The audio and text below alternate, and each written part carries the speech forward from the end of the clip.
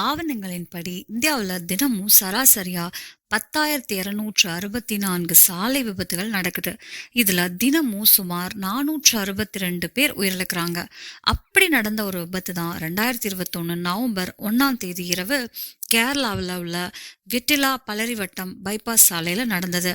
அன்று இரவு அந்த இடத்துக்கு போலீஸ் வரும்போது ஒரு காருக்குள்ள 2 பெண்கள் இறந்த நிலையில இருந்தாங்க. அதே கார்ல 2 ஆண்கள் உயிரோட இருந்தாங்க. இன்னொரு ஆள் சாலையில கீழே விழுந்து கிடந்தாரு. எல்லாரையும் உடனடியா மருத்துவமனைக்கு கொண்டு போறாங்க. முதல்ல இது ஒரு சாதாரண ரோடு ஆக்சிடென்ட் மாதிரி தான் தெரிஞ்சது. ஆனா மருத்துவமனையில இறந்தவர்களின் அடையாளம் தெரிய வந்ததும் இந்த நார்மல் ஆக்சிடென்ட் மாதிரி தெரிஞ்ச கேஸ் ஒரு ஹை ப்ரொஃபைல் கேஸா மாறுது. இந்த விபத்துக்கு கேரளாவில் இருக்கிற ஒரு லக்ஸரி ஹோட்டலோட தொடர்பு இருக்குன்னு தெரிய வருது. விபத்துல இதுக்கு பின்னால ஒரு சதி இருக்கலாம் அப்படிங்கிற சந்தேகம் எழுது. அதோட இந்த கேஸ் இன்னொரு டேர்ன் எடுக்குது. இங்க நம்ம பேச போறது பியூட்டி குவீன் என்ற பெயர்ல பிரபலமான ஆன்சி கபீர் மற்றும் அஞ்சனா சாஜன் கேஸ் பற்றி தான். அப்போ இந்த ஆன்சி கபீர் அஞ்சனா சாஜன் யாரு, இந்த விபத்து எப்படி நடந்தது, இந்த பெண்களுக்கும் ஹோட்டல் நம்பர் 18க்கும் என்ன தொடர்பு, இந்த கேஸை விசாரிக்கும் போது அப்படி என்ன விஷயங்கள் வெளியே வந்தது, கேஸ் இன்னும் சிக்கலானதா மாறுது. இந்த எல்லாத்துக்கும் பதில் தெரிஞ்சுக்க சமீப காலத்துல நடந்த ரொம்பவே மர்மமான இந்த விபத்து கேஸின் முழு கதையும் இப்ப நம்ம பார்க்கலாம். 2021 நவம்பர் 1ஆம் தேதி இரவு கேரளா கொச்சி நகரத்தில் இருக்கிற பலரிவட்டம் போலீஸ் ஸ்டேஷனுக்கு இரவு சுமார் 12 மணி அளவில் ஒரு ஆக்சிடென்ட் கால் வருது. கால் பண்ணின ஆளு வெட்டிலா பலரிவட்டம் நேஷனல் ஹைவே பைபாஸ் சாலையில ஒரு பயங்கரமான விபத்து நடந்திருக்குன்னு சொல்றாரு. தகவல் கிடைச்சதும் 5 முதல் 10 நிமிஷத்துக்குள்ள போலீஸ் டீம் சம்பவ இடத்துக்கு போயிடுறாங்க. அங்க போனதும் சாலையில ஒரு பைக் ரைடர் காயத்தோட கிடக்கிறத போலீஸ் பாக்குறாங்க. இவர் தான் விபத்துல சிக்கினவர் போலன்னு போலீஸ் முதல்ல நினைக்கிறாங்க. ஆனா அது தப்பான யூகம்னு அப்போ தெரிய வருது. பைக் விபத்து நடந்த இடத்துல இருந்து சுமார் 200 மீட்டர் முன்னாடி போனதும் ஒரு ஃபோர்ட் ஃபிகோ காரு போலீஸ்காரர்களுக்கு கண்ணில் படுது. அந்த கார் நேரா ஒரு மரத்துல போய் மோதி இருந்தது. மோதல் ரொம்ப பயங்கரமா இருந்ததால கார் முற்றிலுமா நொறுங்கி இருந்தது. போலீஸ் அந்த காருக்கு பக்கத்துல போய் பார்க்கும்போது உள்ள 4 பேர் இருந்தது தெரிய வருது. 2 ஆண்கள் 2 பெண்கள். டிரைவிங் சீட்ல இருந்த ஆளை தவிர மீதி 3 பேரும் உயிரோட இல்ல போல தெரிஞ்சது. இருந்தாலும் போலீஸ் உடனே 4 பேரையும் எர்ணாகுளம் மெடிக்கல் சென்டருக்கு கொண்டு போறாங்க. அங்க கொண்டு போன உடனே 2 பெண்களும் டெட் டிக்ளேர்டு, அதாவது இறந்ததா அதிகாரப்பூர்வமா அறிவிப்பு செய்யப்படுறாங்க. 3ஆவது ஆளோட நிலைமை ரொம்ப மோசமா இருக்குன்னு சொல்லப்படுது. அவரை அட்மிட் பண்றாங்க. டிரைவருக்கும் பலத்த காயங்கள் இருந்ததால அவரையும் அட்மிட் பண்றாங்க. பைக் ரைடருக்கு பெரிய பிரச்சனை இல்லாததால சாதாரணமா மருந்து போட்டு அனுப்பி வைக்கிறாங்க. இப்போ போலீஸ்க்கு முன்னாடி வந்த முதல் சவால் இந்த 4 பேர் யாரு அப்படிங்கிறது தான். ஆனா அதுக்கு போலீஸ் ரொம்ப சிரமப்பட வேண்டிய அவசியம் வரல. ஏன்னா மருத்துவமனையில பார்த்த உடனே சிலர் அந்த 2 பெண்களையும் கண்டு அடையாளம் சொல்லிடுறாங்க. இந்த விபத்துல உயிரிழந்த அந்த 2 பெண்களின் அடையாளம் ஆன்சி கபீர் மற்றும் அஞ்சனா சாஜன் என உறுதி செய்யப்படுது. ஆன்சி கபீர் 1996ஆம் ஆண்டு கேரளா திருவனந்தபுரம் மாவட்டத்தில் இருக்கிற அலாம்கோடு பகுதியில் பிறந்தவர். ஆன்சியோட அப்பா அப்துல் கபீர் கத்தார் நாட்டில் வேலை பார்த்துக்கிட்டு இருந்தாரு. ஆன்சி தன்னோட இன்ஜினியரிங் படிப்பை மெரைன் இன்ஜினியரிங் காலேஜில் முடிச்சிருக்காங்க. படிக்கிற காலத்திலேயே ஆன்சிக்கு பியூட்டி காம்படிஷன் மேலே ரொம்பவே இன்ட்ரெஸ்ட் இருந்தது. அதனால ஸ்டூடெண்ட் லைஃப்ல இருந்த போதே மாடலிங் ஃபீல்டில் முயற்சி செய்ய ஆரம்பிச்சாங்க. கொஞ்சம் ஸ்ட்ரகிள்க்கு அப்புறம் 2018ஆம் ஆண்டு கேரளாவில் நடத்தப்பட்ட மிஸ் மலபார் லூலு பியூட்டி கான்டெஸ்ட்ல கலந்துக்க வாய்ப்பு கிடைக்குது. அங்க ஆன்சி ஃபர்ஸ்ட் ரன்னர் அப்பா தேர்வு செய்யப்படுறாங்க. இந்த போட்டியில ரன்னர் அப் ஆனாலும் 2019ஆம் ஆண்டு மிஸ் கேரளா 2019 பட்டத்தை ஆன்சி கைப்பற்றுறாங்க. அதுக்கப்புறம் இவருக்கு பல பெரிய ப்ராஜெக்ட்ஸ் கிடைக்க ஆரம்பிக்குது. ஆன்சியோட பெரிய கனவு மிஸ் இந்தியா பட்டம் ஜெயிக்கணுங்கிறது தான். அதுக்காக ரொம்பவே ஹார்ட் ஒர்க் பண்ணிட்டு இருக்காங்க. அந்த முயற்சியோட பலனா 2021ஆம் ஆண்டு மிஸ் சவுத் இந்தியா பட்டத்தையும் ஆன்சி ஜெயிச்சாங்க. அதாவது இந்த விபத்துல உயிரிழந்த ஆன்சி கபீர் யாரோ சாதாரண பெண் இல்ல. அவங்க 2019ஆம் ஆண்டு மிஸ் கேரளா மற்றும் 2021ஆம் ஆண்டு மிஸ் சவுத் இந்தியா வின்னர். இந்த விபத்துல உயிரிழந்த இன்னொரு பெண் அஞ்சனா. 1995ஆம் ஆண்டு கேரளா திரிஷூர்ல பிறந்தவங்க. அஞ்சனா ஒரு ஆயுர்வேதிக் டாக்டர். அவங்க தன்னோட படிப்பை கேஎம்சிடி ஆயுர்வேத மருத்துவக் கல்லூரியில முடிச்சிருக்காங்க. அதுக்கப்புறம் கேரளா யுனிவர்சிட்டி ஆஃப் ஹெல்த் சயின்ஸ்ல பிஜியும் படிச்சிருக்காங்க. படிப்போட கூடவே அஞ்சனாவுக்கு மாடலிங் மேல ஆர்வம் இருந்தது. 2019ஆம் ஆண்டு மிஸ் கேரளா போட்டியில அஞ்சனா ஃபர்ஸ்ட் ரன்னர் அப் ஆகுறாங்க. அங்கதான் அஞ்சனா மற்றும் ஆன்சி நட்பாகிறாங்க. இந்த விபத்துல மூன்றாவது விக்டிம் முகமது ஆசிக். இந்த காரை ஓட்டுனவர் அப்துல் ரஹ்மான். இந்த 4 பேரும் நெருக்கமான நண்பர்கள். விபத்துக்கு பிறகு முகமது ஆஷிக் நிலைமை ரொம்பவே சீரியஸா இருந்ததால அவங்கள ஹாஸ்பிட்டல்ல அட்மிட் பண்றாங்க. உயிருக்கும் மரணத்துக்கும் நடுவுலயே போராடிய ஆஷிக் சுமார் ஒரு வாரம் கழிச்சு டெத் ஆகுறாரு. இதன் மூலம் கார்ல பயணம் செஞ்ச 3 பேரும் உயிரிழந்திருக்காங்க. இப்போ இந்த கேஸ்ல போலீஸ் ரஹ்மானை வச்சு இன்ட்ராகேஷன் விசாரணை ஆரம்பிக்கிறாங்க. இந்த விபத்து நடந்த அடுத்த நாள்ல இருந்தே இந்த செய்தி மீடியால பெரிய அளவுல பரவ ஆரம்பிக்குது. எல்லாருக்கும் கேட்குற முதல் கேள்வி இதுதான்: இவ்வளவு லேட் நைட்ல இந்த 4 பேரும் எங்கிருந்து வந்தாங்க? இந்த விபத்து எப்படி நடந்தது?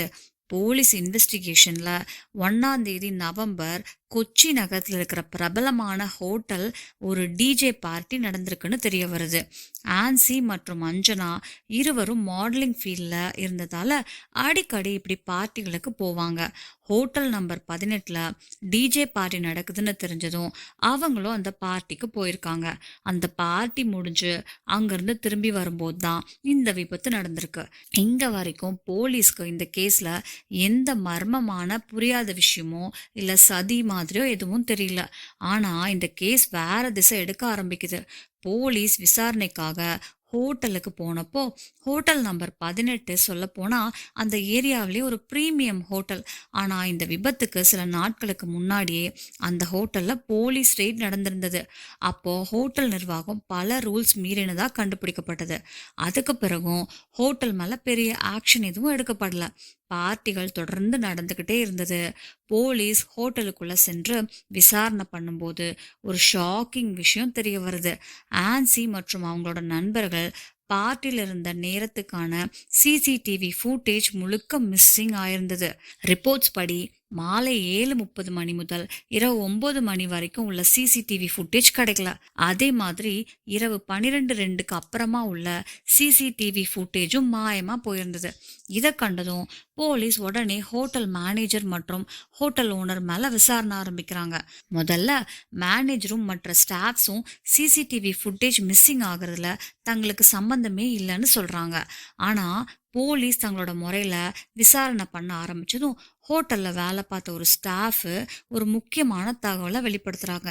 விபத்து நடந்ததுன்னு செய்தி ஹோட்டலுக்கு வந்த உடனே ஹோட்டல் ஓனர் ராய் ஜே வியாத் நைட் ஷிஃப்ட்ல வேலை பார்த்துக்கிட்டு இருந்தது ஸ்டாஃபுக்கு ஃபோன் பண்ணி சிசிடிவி ஹார்ட் டிஸ்கை உடனே டெஸ்ட்ராய் பண்ண சொல்லியிருக்காங்க.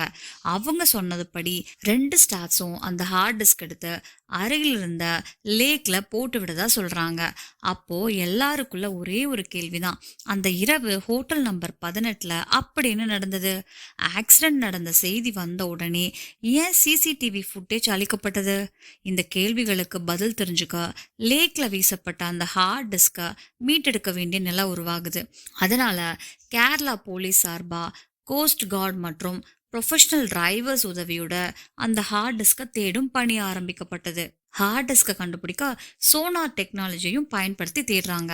ஆனா எவ்வளவு முயற்சி செஞ்சாலும் போலீஸ்க்கு அந்த ஹார்ட் டிஸ்க் கிடைக்கல. அதனால அந்த இரவு ஹோட்டலுக்குள்ள உண்மையிலே என்ன நடந்துச்சுன்னு ஒரு மிஸ்டரியாவே மிச்சம் ஆகுது. ஆனா சொல்லுவாங்கல்ல, ஒவ்வொரு மர்மமும் 100 புதிய கேள்விகளை எழுப்பும்னு. இந்த கேஸ்லயும் அதே மாதிரி தான் நடக்குது. போலீஸ் தரப்புல இருந்த அஃபீஷியலா எந்த ஸ்டேட்மெண்ட்டும் வரல. ஆனா மீடியா தங்களோட லெவல்ல இந்த கேஸை விசாரிச்சு ஒவ்வொரு நாளும் புது புது ரிப்போர்ட்ஸை வெளியிட ஆரம்பிக்குது. அந்த ரிப்போர்ட்ஸ் படி நவம்பர் 1ஆம் தேதி மாலை சுமார் 7:30 மணி அளவுல ஆன்சி தன்னோட நண்பர்களோட ஹோட்டல் நம்பர் 18க்கு வராங்க. அங்க எல்லாரும் பார்ட்டியில கலந்து சந்தோஷமா இருக்காங்க. அந்த நேரத்துல ஆன்சி மற்றும் அஞ்சனா பக்கத்துல சில பேர் வர்றாங்க. ஹோட்டல்லே தங்கிக்கணும்னு சொல்லி சில ஆஃபர்ஸையும் கொடுக்குறாங்க. ஆனால் அந்த பெண்கள் அதை நேரடியாக மறுக்கிறாங்க. இதுக்கப்புறம் தான் பிரச்சனை ஆரம்பிக்குது. ஹோட்டல் ஓனருக்கு நெருக்கமான சில பேர் அந்த பெண்களை தொந்தரவு செய்ய ஆரம்பிச்சதா சொல்லப்படுது. இந்த தொந்தரவு செய்த நபரோட பெயர் சாஜு தங்கச்சன். இந்த ஆள் மேல ஏற்கனவே ட்ரக்ஸ் விற்பனை குற்றச்சாட்டுகள் இருந்ததாம். அவரு தானே மது போதையில பழகுறவர்னு சொல்லப்படுது. மீடியா ரிப்போர்ட்ஸ்ல பார்ட்டிக்குள்ள அந்த பெண்களுக்கு ட்ரக்ஸ் பொருட்கள் கலந்து ஏதோ குடிக்கவும் முயற்சி நடந்ததுன்னு கூட சொல்லப்படுது. இதெல்லாம் நடக்குதுன்னு தெரிஞ்சதும் ஆன்சி மற்றும் அஞ்சனா பயந்து போய் பார்ட்டி முடியறதுக்கு முன்னாடியே இரவு சுமார் 12 மணிக்கு வெளியேறாங்க. பெண்கள் பார்ட்டியை விட்டு கிளம்பிட்டாங்கன்னு தெரிஞ்ச உடனே சைஜு தங்கச்சனும் வெளியே வர்றாரு. அவரு தன்னோட ஆடி கார்ல இந்த பெண்கள் போற காரை பின்தொடர ஆரம்பிக்கிறாரு. முதல்ல ஆடி கார் பின்னாடி வர்றதுன்னு டிரைவர் அப்துல் ரஹ்மானுக்கு தெரியல. ஆனா ஆன்சிக்கு மட்டும் யாரோ தங்களை பின்தொடர்றாங்கன்னு சந்தேகம் வருது. உடனே அந்த விஷயத்த ரஹ்மான் கிட்ட சொல்றாரு. அதுக்கப்புறம் ரஹ்மான் காரோட ஸ்பீடை ரொம்பவே அதிகப்படுத்துறாரு. ஆடி காரும் அதே வேகத்துல இவங்கள பின்தொடருது. கொஞ்ச தூரம் போனதும் சைஜு தங்கச்சன் இவங்களோட காரை வழிமறிச்சு நிறுத்துறாரு. அங்க சில நிமிஷங்கள் பேசிக்கிட்டே இருக்காங்க. அதுக்கப்புறம் ரஹ்மான் திடீர்னு கார் எடுத்து வேகமா கிளம்புறாரு. ஆடி காரும் பின்தொடர்ந்தே வருது. தொடர்ந்து பின்தொடரப்பட்ட பயத்துல ரஹ்மான் காரோட ஸ்பீட மணிக்கு சுமார் 150 கிலோமீட்டருக்கு மேல உயர்த்துறாரு. அதே நேரத்துல எதிரில இருந்து ஒரு பைக் வருது. எவ்வளவு முயற்சி செஞ்சாலும் அந்த பைக் ரைடரை தவிர்க்க முடியாம கார் பைக்ல மோதி விடுது. பைக் ரைடர் அதே இடத்துல கீழே விழுந்துடுறாரு. அதே சமயத்துல ரஹ்மான் காரோட கட்டுப்பாட்டை முழுசா இழக்கிறாரு. அங்கிருந்து சுமார் 200 மீட்டர் தூரத்துல காரு ரோடு ஓரமா இருந்த ஒரு மரத்துல பலமா மோதி நொறுங்குது. மரத்துல மோதின உடனே காரு முழுசா சிதறி போயிடுது. அந்த இடத்துலயே காருக்குள்ள இருந்த ஆன்சி கபீரும் மற்றும் அஞ்சனா சாஜனும் இருவரும் உயிரிழந்துடுறாங்க. முகமது ஆஷிக் மட்டும் படுகாயங்களோட மருத்துவமனையில் அனுமதிக்கப்படுறாரு. ஆனா சுமார் ஒரு வாரம் கழிச்சு அவரும் உயிரிழந்துடுறாரு. இந்த தகவல்கள் எல்லாம் வெளியே வந்ததும் போலீஸ் விசாரணையும் இதே திசையில தீவிரமா நடக்க ஆரம்பிக்குது. ஹோட்டலுக்குள்ள இருந்த சிசிடிவி ஃபுட்டேஜ் கிடைக்காத நிலையில ரோடு ஓரமா இருந்த பிரைவேட் சிசிடிவி கேமராக்களை போலீஸ் செக் பண்றாங்க. அந்த ஃபுட்டேஜ் மூலம் உண்மையிலேயே சைஜு தங்கச்சன் தன்னோட ஆடி கார்ல அந்த ஃபோர்ட் ஃபிகோ காரை பின்தொடர்ந்தது உறுதியாகுது. இதுக்கப்புறம் போலீஸ் நடவடிக்கை வேகம் எடுக்குது. பெண்களை பின்தொடர்ந்து தொந்தரவு செய்த குற்றச்சாட்டுல சைஜு தங்கச்சனை போலீஸ் கைது செய்யறாங்க. அதோட சேர்த்து எவிடன்ஸ் அளிச்ச குற்றத்துக்காக ஹோட்டல் ஓனர் மற்றும் ஹோட்டல்ல வேலை பார்த்த 5 ஸ்டாஃப்ஸையும் போலீஸ் கைது செய்யறாங்க. மேலும் மருத்துவமனையிலிருந்து டிஸ்சார்ஜ் ஆன பிறகு டிரைவர் அப்துல் ரஹ்மானையும் ட்ரங்க் அண்ட் டிரைவ் கேஸ்ல கைது செய்யறாங்க. எல்லார்கிட்டையும் விசாரணை நடக்குது. அப்துல் ரஹ்மான் தன்னோட ஸ்டேட்மெண்ட்ல இந்த விபத்துக்கு முழுக்க காரணம் சைஜு தங்கச்சன் தான் அப்படின்னு சொல்றாரு. நம்மள பின்தொடர ஆரம்பிச்சதாலதான் பயந்து வேகமா ஓட்டினேன், அதனாலதான் இந்த விபத்து நடந்ததுன்னு விளக்கம் கொடுக்கறாரு. ஆனா சைஜு தங்கச்சன் தன்னோட பாதுகாப்புக்காக வேற மாதிரி ஒரு விளக்கம் சொல்றாரு. டிரைவர் ரஹ்மான் ரொம்ப மது போதையில இருந்தாரு, கார்ல இருந்தவங்களோட பாதுகாப்பை பற்றி தான் எனக்கு கவலை இருந்ததுன்னு அவர் கூறுறாரு. இதனாலதான் நான் ரஹ்மான மது போதையில கார் ஓட்டாதீங்கன்னு தடுக்கிறதுக்காக தான் காரை பின்தொடர்ந்தேன் அப்படின்னு சைஜு சொல்றாரு. ஒரு இடத்துல கார் நின்னப்போ டிரைவர் கிட்ட இந்த விஷயத்த தான் சொன்னேனும் அவர் சொல்றாரு. இங்கதான் ஒரு முக்கியமான கேள்வி எழுது. ஒரு அந்நிய நபர் யாருன்னே சரியா தெரியாத ஒருவரை பற்றி இவ்வளவு கவலைப்படுவாரா? அந்த பார்ட்டில இன்னும் நிறைய பேர் மது போதையில இருந்தாங்க. அவங்களெல்லாம் சைஜு தங்கச்சன் மது போதையில கார் ஓட்டாதீங்கன்னு தடுத்தாரா? இந்த கேஸ்ல எவிடன்ஸ் அளிச்ச குற்றச்சாட்டுல கைது செய்யப்பட்ட ஹோட்டல் ஓனர் தன்னோட ஸ்டேட்மெண்ட்ல ஹோட்டலுக்குள்ள எதுவுமே தவறா நடக்கலன்னு சொல்றாரு. பார்ட்டியில கலந்து கொண்ட மற்றவர்களோட பிரைவேசிய காப்பாத்துறதுக்காகத்தான் ஹார்ட் டிஸ்க மாற்றினோன்னு அவர் விளக்கம் தராரு. ஆனா ஹோட்டல் ஓனரோட இந்த விளக்கத்தை யாரும் நம்பல. மாறாக அந்த ஹோட்டல்ல ட்ரக்ஸ் வியாபாரம் நடந்திருக்கலாம் அப்படின்னு கடுமையான குற்றச்சாட்டுகள் எழுது. அதனாலதான் சிசிடிவி ரெக்கார்டிங்க டிஸ்ட்ராய் பண்ணினாங்கன்னு சொல்லப்படுது. இந்த வழக்குல சம்பந்தப்பட்ட எல்லாரையும் கைது பண்ணி ஜெயிலுக்கு அனுப்புறாங்க. ஆனா கார் டிரைவர் அப்துல் ரஹ்மானுக்கு வெறும் ஒரு வாரத்துக்குள்ளேயே பெயில் கிடைக்குது. ஹோட்டல் ஓனர் சுமார் 2 நாட்கள் மட்டும் ஜெயில இருந்துட்டு அவரும் வெளியே வர்றாரு. பெண்களை பின்தொடர்ந்து தொந்தரவு செய்தா குற்றம் சாட்டப்பட்ட சைஜு தங்கச்சன் சுமார் 1 மாதம் ஜெயில இருந்த பிறகு 2022 ஜனவரியில கேரளா ஹை கோர்ட்ல இருந்து பெயில் வாங்கி வெளியே வர்றாரு. சிசிடிவி ரெக்கார்டிங்க மறைச்சதா குற்றம் சாட்டப்பட்ட ஹோட்டல் ஸ்டாஃப்ஸ்ல 5 பேருக்கு வெறும் 2 நாட்கள் ஜெயில் தான். அவங்களும் பெயில வெளியே வந்துடுறாங்க.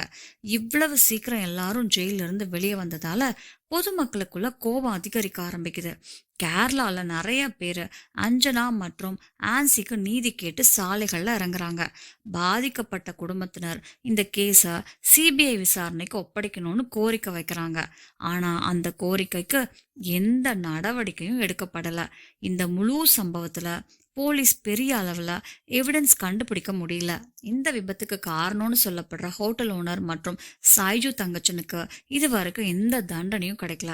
ஆனா இந்த சம்பவத்துக்கு சில மாதங்கள் கழிச்சு 2022லயே இந்த ஹோட்டலோட தொடர்புடைய இன்னொரு கேஸ் மீடியால வெளிச்சத்துக்கு வருது. அதனால அந்த பெண்களோட விஷயத்துல கூட ஹோட்டலுக்குள்ள ஏதோ தவறு நடந்திருக்குமோன்னு சந்தேகம் மீண்டும் வலுவாகுது. இந்த கேஸ் விசாரணை தொடர்பா போலீஸ் சைஜு தங்கச்சினை கைது செய்து அவரோட மொபைலை சீஸ் பண்றாங்க. அந்த மொபைல் போனை சோதனை செய்தப்போ கேலரியில நிறைய அசிங்கமான புகைப்படங்களும் வீடியோக்களும் கிடைக்குது.